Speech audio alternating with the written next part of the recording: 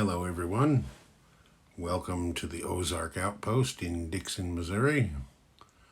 This is the Soviet Union and CCP.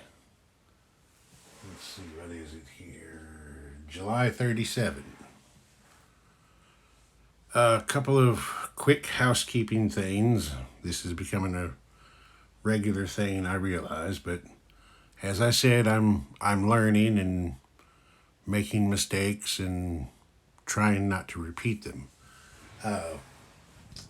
I made a couple of mistakes reading looking at my dice when I was doing tech rolls. I was reviewing videos looking for things I may have done wrong, and I found that twice I read that the target marker is a 1 on this dice. Twice I misread that as a 12. I did it once for the United States and once for Germany. So I've made corrections up here. I misread it when I moved Germany to stage 2 of advanced mech. So I shifted that back.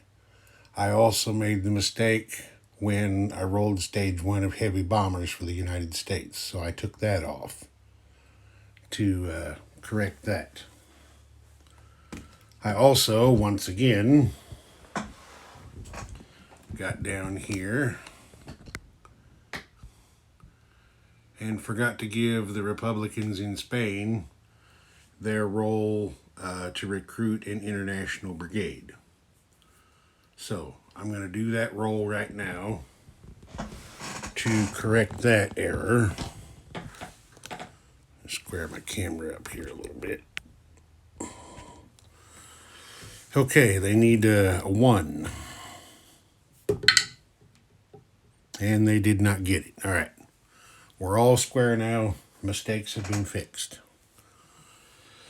The Soviets started this round with 14 rubles in their bank. They have decided to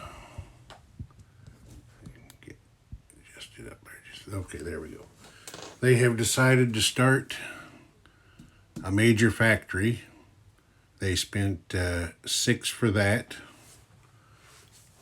They also purchased an upgrade of a minor factory to a medium for 7 for 13 rubles spent. You can see there they have 1 left in their bank.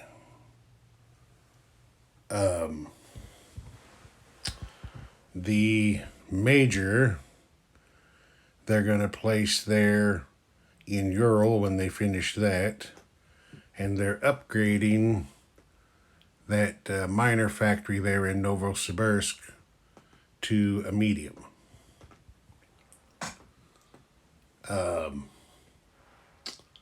They're not doing any combat moves, of course, as I've discussed before. They're not at war with anyone. They really don't stand anything to gain from trying to go to war with any miners at this point. This is a building and preparing time. Plus, historically, in 36, 37, 38, 39, the Soviet army was not in good shape. Stalin and his lead henchman, Lavrenti Beria, went on a tear in the mid-30s, arresting, torturing, and executing anyone and everyone who they even had a dream about possibly having questionable loyalty. Millions of Soviets, the vast majority of them guilty of nothing more than, guilty of nothing, went to their graves. to satisfy the paranoia and the bloodlust of these two men. So the Soviet military leadership was very weak at this point. They weren't thinking about any kind of conquest. They were pretty much just concerned with living to see another day, not winding up in the Lubyanka.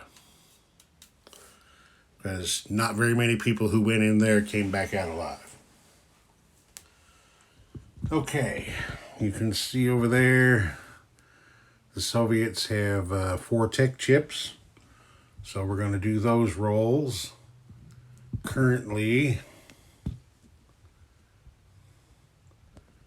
they have, zoom in there just a little bit. Currently, they have stage 2 of advanced artillery, so they can't go any farther with that right now.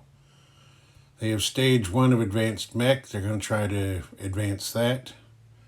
They're also going to try to advance long-range aircraft. They're going to go for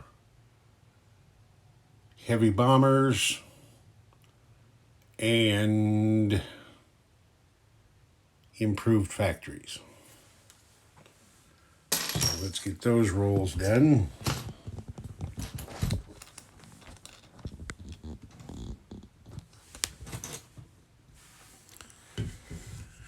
Okay, advanced mech needs a 7. They got a 5, that's a miss. Heavy bombers needs a 9. They got a 3, that's another miss. Long-range aircraft needs a 7. They got a 2, this isn't looking good. Improved factories is also a 7. Hey, they got a 12. So,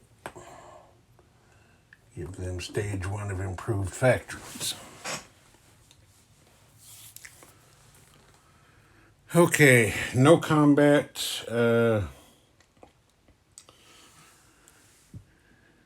Move on to the Chi-Coms. They started with 6 in their bank. And Chairman Mao decided to purchase 2 infantry, which he will place in his lone territory. The Chi-Coms aren't going to do any combat. They don't have the strength to try a breakout. They're also not going to do any non-combat moves because they only have 1 territory. So they will just place the 2 infantry there with the rest of their guys. And I'll be upgrading that Soviet factory to a medium. And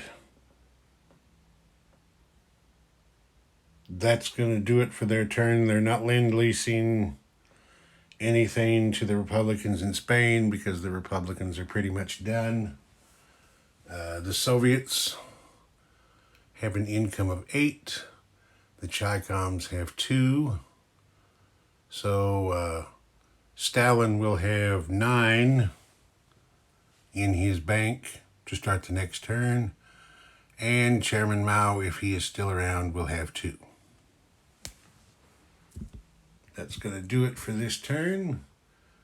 This is Ozark Outpost, over and out.